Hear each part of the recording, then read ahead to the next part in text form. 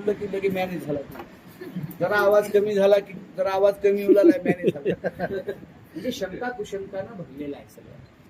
त्याच्यामुळं थोडस आमच्या नेतृत्वामध्ये काही थोडस मतभिन्नता होऊ लागली होती.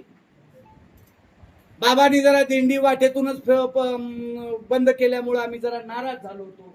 त्याच्यामुळे तोही विषय जरा सामोपचारानं समजून घेण्याचा प्रयत्न केला. मी स्वतः सांगलीला गेलो, बाबांची भेट घेतली. काल मी पुन्हा राठोड साहेबांची भेट घेतली. मी जरी महाराष्ट्राचा दौरा चालू केलेला नसला, प्रशिक्षणार्थ्यांचं नेतृत्व करतील या गोंधळामध्ये मी गप्प बसलेलो नाही. महाराष्ट्रामध्ये फिरत असताना मी दररोज 4-2 धापास तरी प्रशिक्षणार्थ्यांची भेट घेतल्याशिवाय राहत नाही. म्हणून मला खूप काम करायची तयारी आहे. माझं वय आता 55 चालू आहे. फार झालं तर आणखी मी 15 वर्ष चांगलं पळू शकेल. मग या 15 वर्षाच्या कार्यकाळामध्ये जेवढं मला कुणाला गरजवंताला न्याय मिळवून देता येईल तेवढं. पुन्हा नंतर आराम तर मृत्यूनंतर करायचंच आहे ना. म्हणून मृत्यू ही विश्रांती डोळ्यासमोर ठेवून माझं काम चालू आहे. त्याच्यामुळं आता तुम्ही मला हे सत्कार केला. मी उदगीरच्या मेळाव्यात सांगितलं होतं, सगळ्यांना सांगतोय, सत्कार करण्यासारखं अजून काहीच झालं नाही. आपल्याला न्याय मिळाल्याशिवाय तुम्ही शाल, हार, पेटे, नारळ देऊ नका. पुण्या मंत्र्याला सुद्धा बुके घेऊन भेटायला जाऊ नका असं सांगतोय. आता या पुढील काळामध्ये जेव्हा घुम परडल्या तिकडे जेव्हा घेऊन जायची वेळ तेव्हा फूल हार सत्कार आत्ताच नाही. तुम्हाला न्याय मिळाल्यानंतर आपण भव्य दिव्य कार्यक्रम करून आपण सरकारचा आधी सत्कार करू, ज्या सरकारने आपल्याला.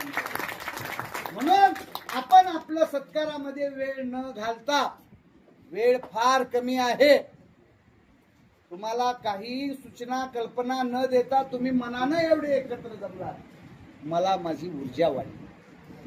म्हणून आपण आता या पुढील काळामध्ये तालुक्यामध्ये तुमच्या बैठका होऊन प्रशिक्षणार्थ्यापर्यंत बाबांनो आपल्याला आता संघटित झाल्याशिवाय काही खरं नाही.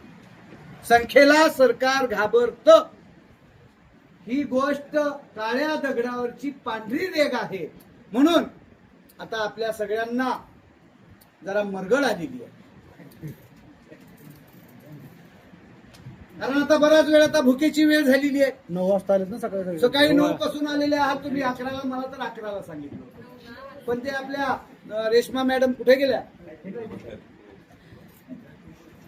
तुळजाभवानी मातेचं दर्शन घेऊ म्हणले आधी.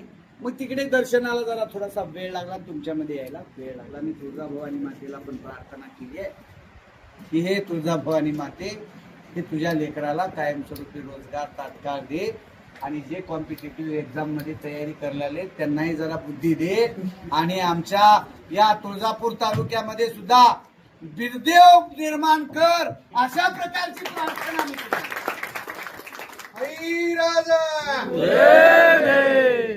त्याच्यामुळं आपल्यात सुद्धा बिरदेव आहे, ह्याच्यात सुद्धा बिरदेव आहे बरं का. असं काही कमी आपण स्वतःला कमी समजायचं कारण नाही. या माझ्या माता भगिनीमध्ये पण झाशीच्या राण्या आहेत. त्याच्यामुळं आपण कुठे कमी नाही, आपण प्रयत्न करायचे. इकडला प्रयत्न करत करत तुमच्या स्पर्धा परीक्षेची तयारी पण चालू ठेवा, आणि स्पर्धा परीक्षेमधून ते उच्च दर्जाचं पद आहे. आणि जर काहीच नाही मिळालं, भागते भुतकी लंगोट सही म्हणल्यासारखं ही प्रशिक्षणार्थी. पण हे नुसत्या प्रशिक्षणार्थ्यावर बसू का, ज्यांचे वय आहेत त्यांनी कॉम्पिटेटिव्ह एक्झाम मध्ये जरा लक्ष घाला. आणि जे 35च्या जवळपास 30च्या पुढे सरकले, आता काही होत नाही वाटलं, त्यांना आपण कायमस्वरूपी रोजगार दिल्याशिवाय मी मरणार नाही. आणि आता शेवटचं एकच सांगतो, तुम्ही मनात तुमच्या वाटत असेल सगळं तुम्ही घंटा 1.5 घंटा बोलला साहेब, पण आता हे केव्हा होईल? वेळ टाइम टेबल सांगता येणार नाही. प्रसंग जर आपला लांबलाच तर आपल्याला 2029 पर्यंत सुद्धा लढावं लागेल. आहे का तुमची तयारी? 2029 पर्यंत जर तुम्ही टिकलो बहादर हो,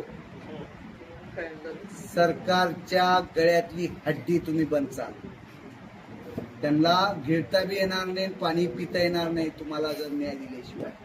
कारण पुन्हा सरकारमध्ये जर यायचं असेल तर त्यांना तुमचा GR काढावंच लागल, तोपर्यंत लढावं लागल. आणि जर संघटित ताकद जर अलीकडेच मोठी झाली